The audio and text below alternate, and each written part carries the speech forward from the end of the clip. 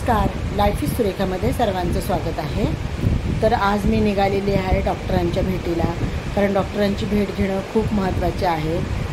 माझी थेरपी चालू होऊन कमीत कमी 8 ते 10 दिवस झालेले आहेत, पण थोडंसं थेरपीमध्ये अडथळे निर्माण व्हायला लागलेले आहेत, कारण का माझं ऑपरेशन खूप वेगळ्या प्रकारे झालेलं आहे आणि 3 महिने मी हात अक्षरशः गळ्यात बांधून बसलेले आहे आणि आता थेरपीला सुरुवात झाली तर ते देखील थोडंसं त्रासदायक वाटायला लागतं। म्हणून थेरपीच्या डॉक्टरनी पण सांगितलं की तुम्ही एकदा डॉक्टरांची जाऊन भेट घेऊन घ्या आणि त्यांनी तसा केस पेपर दिलेला आहे, म्हणजे मी थेरपी काय करते ते तिथे जाऊन डॉक्टरांना दाखवायचं आहे। तर आज माझ्यासोबत कोणीच नव्हतं, कारण का प्रत्येक वेळेला माझी मुलगा, सून आणि माझी भाची पण असते सोबत, पण आज मला फक्त डॉक्टरांची भेट घ्यायची होती आणि हात पण अगदी व्यवस्थित मोकळा आहे। इतर वेळेस हाताला टाके वगैरे होते, त्यामुळे अगदी जपून जायला लागायचं।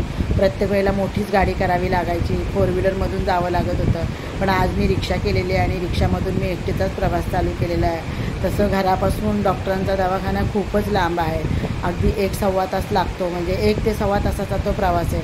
पण म्हटलं असू दे, जाऊ दे, कसं बसं 1-1.25 तासाचा प्रवास करून मी दवाखान्यामध्ये पोचली आणि आज सोमवार असल्यामुळे दवाखान्यामध्ये खूप गर्दी होती आणि इथे अशी सिस्टीम आहे की फोनवर इथे नंबर घेत नाही, प्रत्यक्ष येऊन नंबर लावायला लागतात। मग मी तिथे गेल्यानंतर रिसेप्शनवर जाऊन माझा नंबर घेतला आणि नंबर येण्याची वाट बघत बसली, कारण डॉक्टरांना मला भेटायचं होतं। नंतर मग डॉक्टरांची माझी भेटही झाली।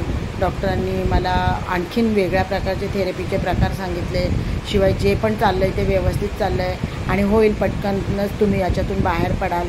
परत मला त्यांनी 1 महिन्याची पुन्हा औषधं दिली। मग ती औषधं त्यांची तिथेच मेडिकलमध्ये मिळतात, इकडे आपल्याकडे अजिबात मिळत नाही, मग तिथेच ती औषधं घ्यावी लागतात। मग तिथे मेडिकलमध्ये जाऊन मग ती औषधं घेतली आणि परत घरी यायला निघाली।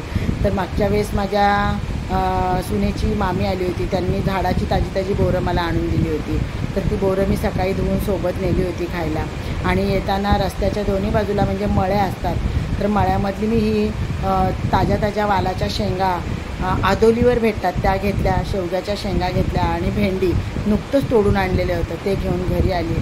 आणि घरी आल्याच्यानंतर मग थोडंसं पाहिलं तर घरामध्ये बरंच काम पडलं होतं, कारण बाळ खूप रडत होतं आणि बाळाला आज बरं नाही विहायला माझ्या। तर विनंतीला मी सांगून गेलेली की तू फक्त बाळाला सांभाळ, कामं तशीच राहू दे। त्यानंतर मग माझं जरा आराम केला आणि रोजची रुटीन म्हणजे टेरेसवर जाऊन जरा फेऱ्या मारून आली आणि त्याच्यानंतर घरात येऊन आज थेरपीचा खाडा झालेला, कारण आज थेरपीला मी सकाळी जाऊ शकली नाही, दवाखान्यात गेली म्हणून थोडीशी घरातल्या घरामध्ये जे प्रकार मला येतात ते केले। आणि माझ्या ताईने खूप मला म्हणजे माझ्यासाठी लाडू आणून दिले होते, डब्बा भरून लाडू होते, त्यातले लाडू एक खाल्ला आणि मी जे खाईल ते विहायला लागतं, म्हणजे मग विहायला पण ते थोडेसे लाडू तिच्या पुड्यामध्ये दिले, पण ती पण अगदी आवडीने खाते, जे मला लागतं ते तिला लागतं। त्यानंतर जेवणाची वेळ झाली, मग माझ्या सुनेने पटकन मला जेवण आणून दिलं, अगदी साधं जेवण, वरण भात आणि भेंड्याची भाजी। मी ते खाऊन घेतलं। व्हिडिओ आवडला तर व्हिडिओला लाईक करा, शेअर करा आणि सबस्क्राईब करा, कमेंट देखील करा।